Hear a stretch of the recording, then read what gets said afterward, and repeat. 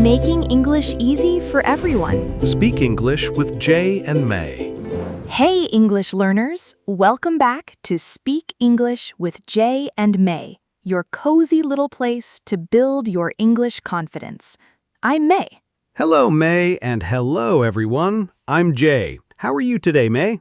I'm doing great, Jay. Actually, I'm really excited about today's topic.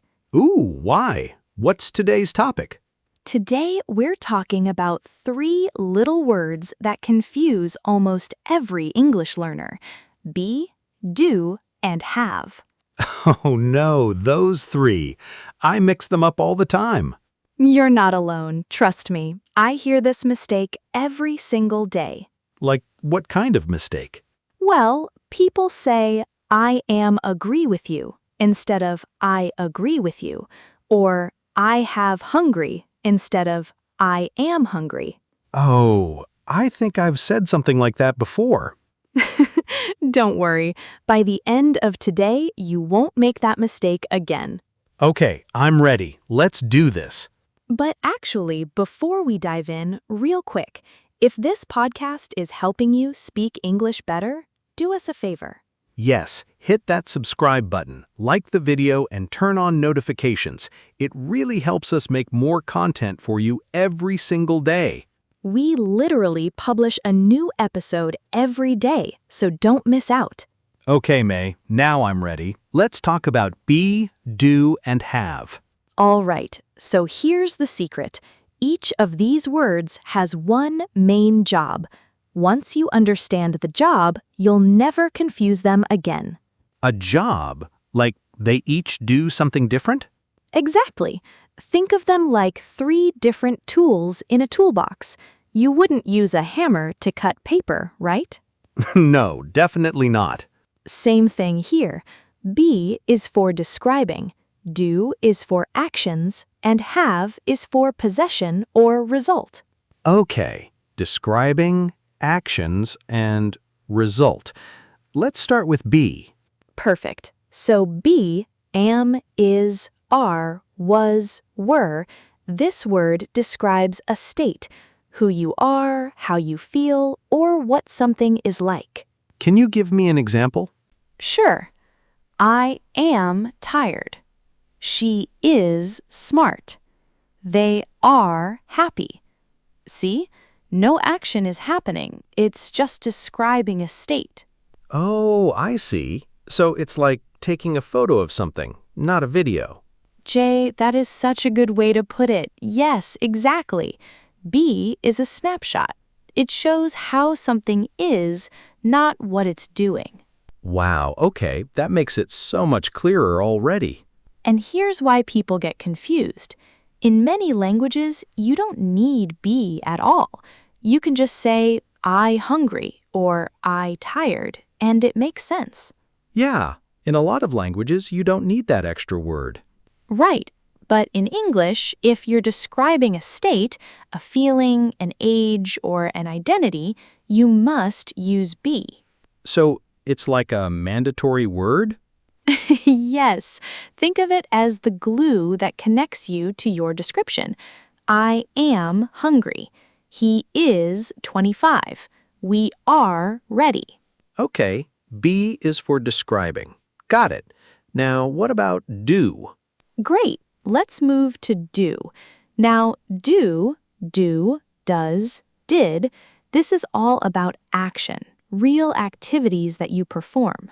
So like running, cooking, working? Exactly. I do my homework. She does the dishes. We did our best. Do shows movement, effort, and activity. Wait, but sometimes I hear do used in questions too, right? Like, do you like coffee? Yes, great catch. Do also helps us build questions and negative sentences in the present and past tense. Oh, so it's like a helper word too. Exactly. We call that an auxiliary verb. Do you understand? Does he speak English? Did they arrive yet? So do has 2 jobs, showing action and helping with questions. You got it, Jay. But here's the interesting part. This is exactly where learners get stuck. Wait, really? What happens?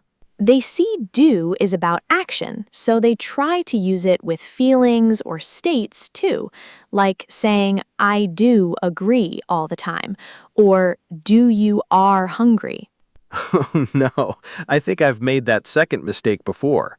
It's super common, but remember, agree and hungry are states, not actions. So agree doesn't usually need do for emphasis, and hungry definitely needs be, not do. So it should be, are you hungry, not do you are hungry? Exactly right. You just fixed a mistake that thousands of learners make every day. Yes. Okay, I feel like I'm leveling up here. Now let's talk about have. All right. Have, has, had. This word is a little different. It shows possession or result or experience. Possession, like owning something? Right. I have a car. She has 2 brothers. That's the most basic use, showing what you own or what belongs to you.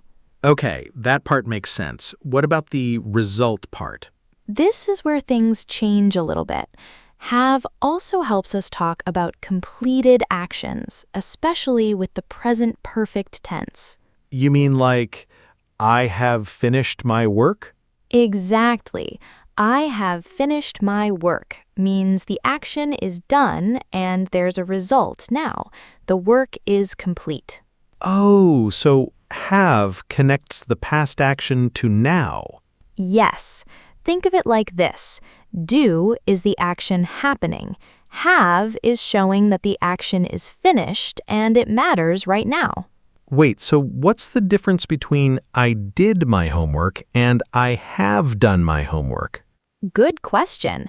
I did my homework just talks about the past, maybe yesterday, but I have done my homework focuses on the result, meaning right now it's finished and ready. Whoa, that's such a small difference, but it really changes the meaning. It really does, and this is actually one of the hardest parts of English grammar for many learners, so don't feel bad if it's confusing at first. Okay, so let me try to summarize. Be is for states and feelings. Do is for actions and questions. Have is for possession and results. You just explained it better than some textbooks, Jay. Thanks, May. But honestly, in real conversations, how do people usually mix them up the most? Great question. Let me give you some real, everyday examples. Imagine you're at a coffee shop. Okay, I'm imagining it. Let's go. You want to say you're thirsty. The wrong way is I have thirsty. The correct way is I am thirsty, because thirsty is a feeling, a state. Right, because it's describing how you feel, not an action or possession. Exactly. Now imagine you're asking a friend if they finished eating. The wrong way is you are finished eating. The correct way is have you finished eating? Because it's about a completed action and result. Oh, because eating was an action and now it's done, so it needs have. Yes, you're really getting this. One more example. Imagine someone asks you about your job. Wrong, I am work at a bank. Correct, I work at a bank, or I do work at a bank for emphasis. Wait, why not I am work? Because work here is a verb, an action, so it doesn't need be in front of it in this simple form. You just say, I work, no extra be needed. Ah, I see, because be is usually followed by an adjective or a noun, not directly by an action verb like that. Exactly right, Jay. Be connects to adjectives like happy, tired, hungry, or nouns like teacher, student, doctor. Okay, wait, here's a scenario. Imagine I'm texting my friend and I want to say I already had lunch. What should I say? Good one. You could say, I already had lunch, using the simple past, or I have already had lunch, using present perfect, if you want to emphasize that you're full right now and can't eat more. Okay, so the second one is basically saying Don't offer me more food, I'm done.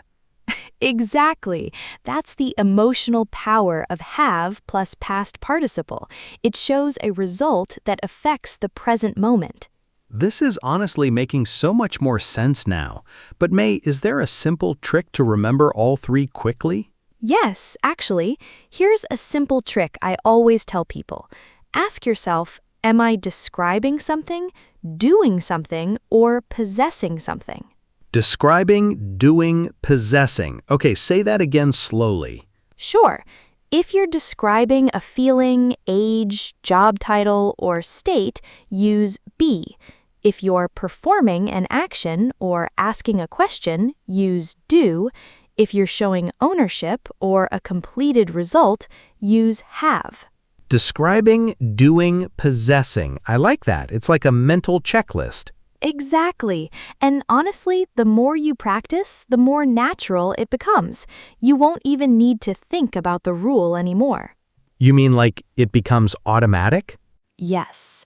Just like how you don't think about which foot to put forward first when you walk, your brain just knows it after enough repetition. That's such a good comparison. Okay, one more question. What about negative sentences? Does the rule change? Not really. The same logic applies. I am not hungry. I do not like spicy food. I have not finished yet. Same three tools, just adding not. Oh, nice. So once you understand the base rule, negatives and questions just follow the same pattern. Exactly. That's the beauty of understanding the why behind grammar instead of just memorizing rules. Okay, wait. Here's the interesting part I want to ask about. What about idioms, like have a good day or do me a favor? Those don't really follow the state, action, result pattern perfectly, right? You're totally right, Jay. English has some fixed expressions that don't perfectly follow the logical rule. Have a good day is really just a wish, not literal possession. Oh, okay. So those are more like exceptions we just memorize. Exactly. Think of grammar rules as the main road and idioms as small shortcuts you learn along the way. You don't need to overthink them. Just get used to hearing them naturally. That makes sense. Okay, let's go back to something practical. Can you give me like 3 quick example sentences using all 3 words together? Sure, let's do a quick daily routine example. I am tired today because I have worked a lot and I do not want to do anything else tonight. Oh, wait, let me break that down. I am tired is a state, I have worked a lot is a result, and I do not want to do anything uses do for the action and the question form. Perfect breakdown, Jay. You just analyzed a real sentence like a pro. I feel like a grammar detective now. That's exactly the mindset you need. Once you start noticing these patterns in real conversations, movies, or podcasts, it becomes so much easier. Speaking of real conversations, is there a common situation where all 3 words might appear naturally together? Actually, yes. Imagine you're calling a friend to check on them after they got sick. You might say, "Are you okay? Do you need anything? I have some medicine if you need it." Oh, that's such a natural, caring conversation. Are you okay for the state? Do you need anything for the action question? And I have some medicine for possession. Exactly. See how naturally these three words work together in real life? It's not just grammar, it's how we actually care for each other in English. That's such a beautiful way to look at it, honestly. Okay, before we wrap up, is there anything else beginners should watch out for? Yes, one small tip. Never combine be and do together for the same verb. Like, I am due my homework is wrong. Choose one or the other based on the meaning.